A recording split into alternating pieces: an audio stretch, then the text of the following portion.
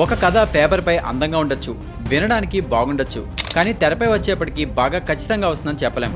ఒకవేళ బాగా రాలేదని తెలిసి మేకర్ సినిమాను ప్రమోట్ చేయకుండా ఉండడం చాలా తప్పవుతుంది. ఒకవేళ నిర్మాత సినిమాను ప్రమోట్ చేయడానికి రెడీ అయ్యి డబ్బు పెట్టిన హీరో హీరోయిన్ లేదా దర్శకులు ప్రమోషన్స్కి రాకపోతే ఎలా ఉంటుంది? అది ఎంత తప్పు? నిర్మాత పెట్టిన డబ్బుకి టైంకి ప్రాధాన్యత ఇవ్వాలి కదా. అలాంటి ప్రాధాన్యత ఇవ్వని వాళ్ళ కోసం ఇప్పుడు మనం మాట్లాడుకోబోతున్నాం. ఆంజనేయులు సినిమా తర్వాత పరశురాం బుజ్జితో సారోచ్చర్ అనే సినిమా చేశాడు రవితేజ. 2012 డిసెంబర్ 21న ఈ సినిమా రిలీజ్ అయింది. 3 యాంగిల్ స్టూడియో ప్రైవేట్ లిమిటెడ్ అనే బ్యానర్ పై ప్రియాంక దత్ ఈ చిత్రాన్ని నిర్మించారు. మొదటి షోతోనే ఈ సినిమా డిజాస్టర్ టాక్ తెచ్చుకుంది. ఈ సినిమా ప్రమోషన్స్ కి రవితేజ హాజరు కాలేదు. అయితే సినిమాని రవితేజ ఎక్కడ సరిగ్గా ప్రమోషన్ కూడా చేయలేదు. 50 లక్షల రెమ్యునరేషన్ బ్యాలెన్స్ ఉందని రవితేజ ఈ ప్రాజెక్ట్ ని పట్టించుకోలేదని అప్పట్లో చాలా మంది చెప్పుకున్నారు. అయితే సినిమా బాగా రాలేదని తెలిసి బ్యానర్ పేరును కూడా అశ్విని దత్ మార్చేసి నటీనటులకు పారితోషికాలు ఎగ్గొట్టారని మరో ప్రచారం కూడా జరిగింది. తర్వాత ఈ సినిమా గురించి వాళ్ళు మాట్లాడింది లేదు. యంగ్ హీరో రాజ్ తరుణ్ పురుషోత్తముడు అనే సినిమా చేశాడు. ఈ సినిమా రిలీజ్ టైంలో అతను ఒక కాంట్రవర్సీలో చిక్కున్నాడు. అందువల్ల ఈ ప్రాజెక్ట్ ని అతను సరిగ్గా ప్రమోట్ చేసుకోలేదు. ఈ విషయాన్ని అతను స్వయంగా మీడియా ముఖంగా చెప్పుకొచ్చాడు. స్వామిరారాతో టాప్ డైరెక్టర్ లిస్ట్ లో చేరాడు సుధీర్ వర్మ. అతను చేసిన సినిమాలపై ఓ సెక్షన్ ఆఫ్ ఆడియన్స్ ఫోకస్ ఉంటుంది.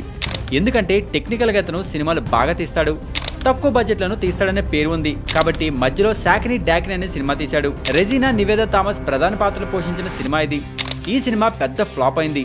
దీని ప్రమోషన్స్ కి సుధీర్ వర్మ దూరంగా ఉన్నాడు. ఈ ప్రాజెక్ట్ గురించి స్పందించడానికి ఇప్పుడు కూడా అతను ఇంట్రెస్ట్ చూపించట్లేదు. రీసెంట్ గా 2024 చివరిలో శ్రీకాకుళం షెర్లాక్ హోమ్స్ అనే చిన్న సినిమా వచ్చింది. దీంట్లో వెన్నెల కిషోర్ హీరో అంటూ ప్రచారం చేశారు.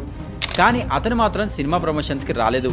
దీనిపై అతన్ని ప్రశ్నిస్తే ఈ సినిమాలో నేను హీరో అని నాకు చెప్పలేదు, కమెడియన్ గానే తీసుకున్నారు, అలాగే పే చేశారు, తర్వాత నన్ను హీరో అని ప్రమోట్ చేశారంటూ క్లారిటీ ఇచ్చాడు. మ్యాచ్ స్టార్ గోపిచంద్ హీరోగా 6 అడుగుల బుల్లెట్ అనే సినిమా వచ్చింది. బి గోపాల్ దీనికి దర్శకుడు.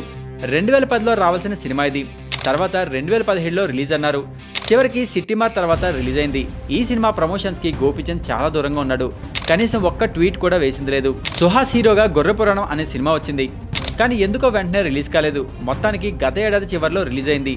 దీని ప్రమోషన్స్ కి సుహాస్ చాలా దూరంగా ఉన్నాడు. సినిమా ఫలితం అందరికీ తెలిసిందే. 2022 స్టార్టింగ్ లో 1945 అనే సినిమా వచ్చింది. రానా, రెజీనా హీరో హీరోయిన్లుగా నటించిన సినిమా ఇది. ఈ సినిమా ప్రమోషన్స్ కూడా రానా చాలా దూరంగా ఉన్నాడు. పైగా ఇది మధ్యలో ఆగిపోయిన సినిమా, దీన్ని ఎవరు చూడొద్దంటూ అప్పట్లో ఒక ట్వీట్ కూడా వేశాడు. చివరికి దీన్ని సి కళ్యాణ్ తీసుకొని రిలీజ్ చేయడం జరిగింది. ఎన్టీఆర్ బామ్మర్ది నార్నే నితిన్ హీరోగా శ్రీ శ్రీ శ్రీ రాజావారు అనే సినిమా వచ్చింది. ఇది అతని డెబ్యూ మూవీ. కానీ కొన్ని కారణాల వల్ల ఈ సినిమా అనేక సార్లు వాయిదా పడుతూ జూన్ 6న రిలీజ్ అయింది. ఈ సినిమా ప్రమోషన్స్ లో కూడా నార్నే నితిన్ ఎక్కడా కనిపించలేదు. మ్యాడ్ మూవీతో సంగీత్ శోభన్ కి మంచి క్రేజర్ పడింది. అతను ప్రధాన పాత్రలో గ్యాంబ్లర్స్ అనే సినిమా వచ్చింది. మే 6న ఈ సినిమా రిలీజ్ అయింది. కానీ ఈ సినిమా ప్రమోషన్స్ కి అతను చాలా దూరంగా ఉంటూ వచ్చాడు. అందువల్ల ఈ సినిమా రిలీజ్ అయినట్టు కూడా చాలా మందికి తెలియదు.